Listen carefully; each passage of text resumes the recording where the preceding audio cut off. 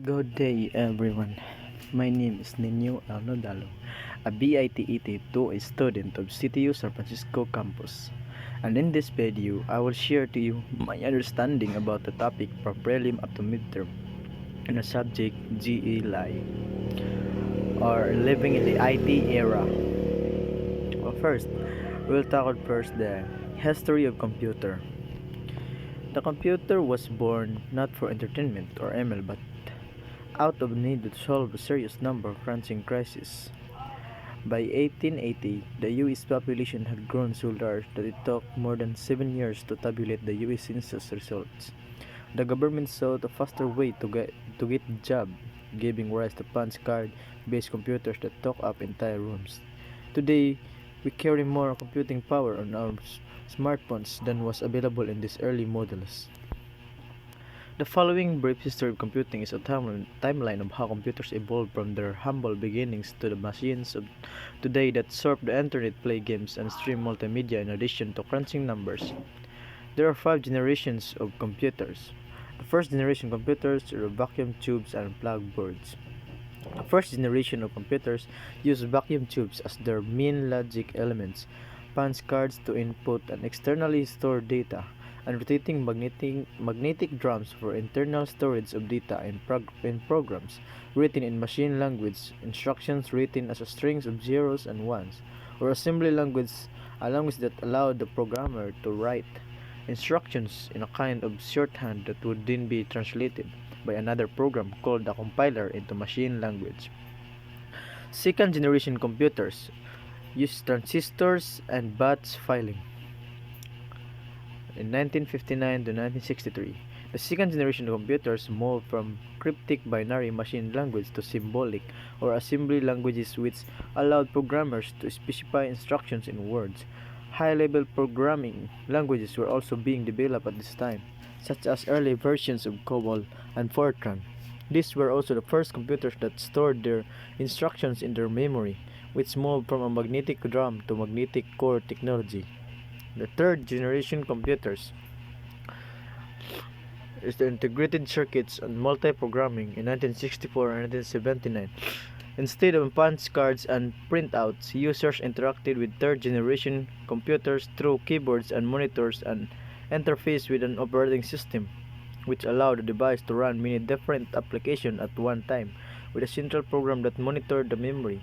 Computers for the first time became accessible to a mass audience because they were smaller and cheaper than their predecessors.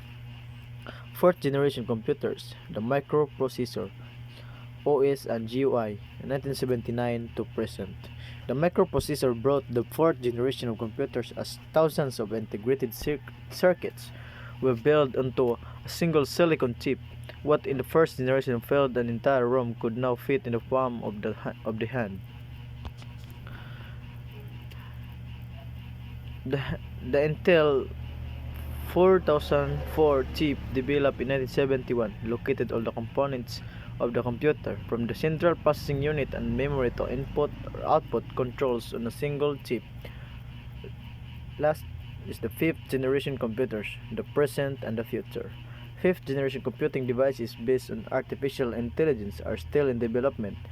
True, there are some applications such as voice recognition that are being used today. The use of parallel processing and superconductors is helping to make artificial intelligence a reality. Quantum computation and molecular and nanotechnology will radically change the face of computers in years to come.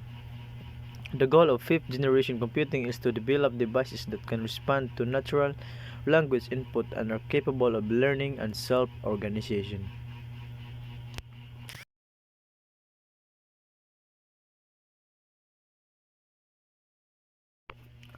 IT culture, trends, issues, and challenges.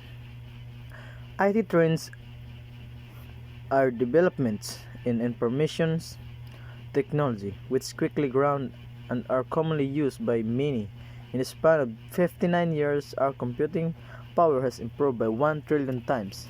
That's because new technology can become the foundation of other technologies. Those new technologies could then become the basis for newer ones. The cycle continues. As a result, IT trends are getting harder to keep up with. According to Moore's law, the processing speed of computers doubles every 18 months. That's why the technological progress of the entire first century can't be compared to the progress over the last 10 years. Many trends had come, made an impact, and got replaced. Here are some IT trends of today. 1 is artificial intelligence, 2 Internet of Things or IoT, 3 cybersecurity, 4 alternatives to cloud computing, 5 is 5G network, 6 virtual reality, 7 augmented reality, 8 is a chatbot, and 9 is blockchain. The issues and challenges of information technology. IT is rife with opportunity and challenges. There are plenty of options to learn new and exciting skills and also to earn high salaries, but new technologies have disrupted the industry, and IT staff and management aren't always on the same page. Some of the major ethical issues faced by information technology or IT are personal privacy, access right, harmful actions, patents, copyright, trade secrets, liability, and piracy. Now let's tackle about the cybercrime law. Cybercrime refers to any and all illegal activities carried out using technology. Cybercriminals, who range from rogue individuals to organized crime groups to state-sponsored factions, use techniques like phishing, social engineering, and all kinds of malware to pursue their nefarious plans. Cybercrime law includes laws related to computer crimes, internet crimes, information crimes, communication crimes, and technology crimes.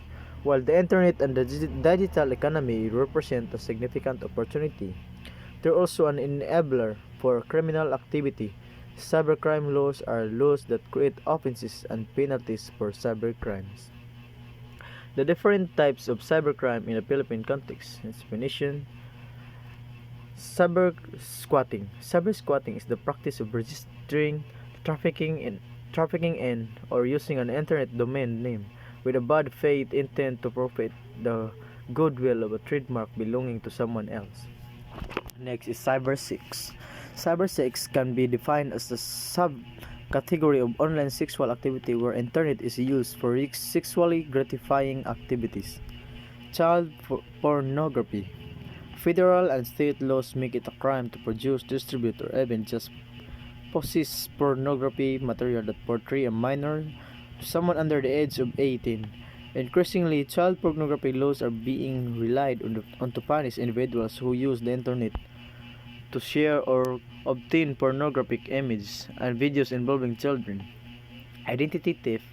Identity theft occurs when an unauthorized party uses your personally identifying information such as your name, address, social security number, or SSN, or credit card or bank account information to assume your identity in order to commit fraud or other criminal acts. Last is cyber libel. This includes false and damaging statements made about another person through email, message boards, blogs, chat rooms, on websites, or any other internet-based communication medium.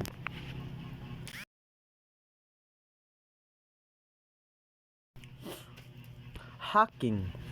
Hacking is an attempt to exploit a computer system or a private network inside a computer.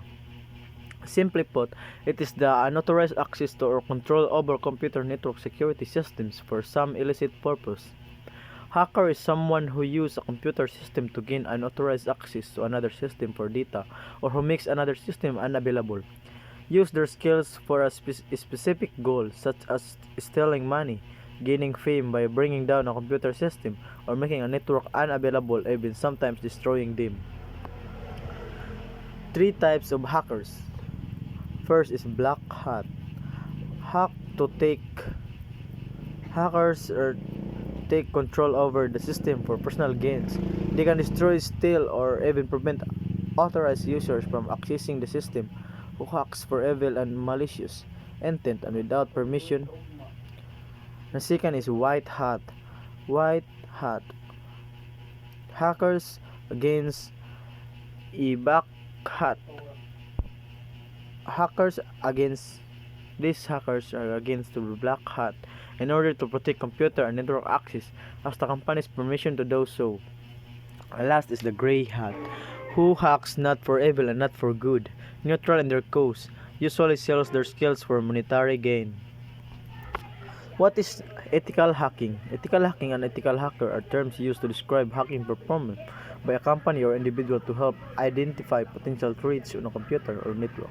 An ethical hacker attempts to bypass system security and search for any way points that could be exploited by malicious hackers. What can you do to avoid hack? To avoid being hacked, remember this: never ignore, install, never open an email if it appears in your spam folder. Ignore unexpected warnings from sources you don't trust.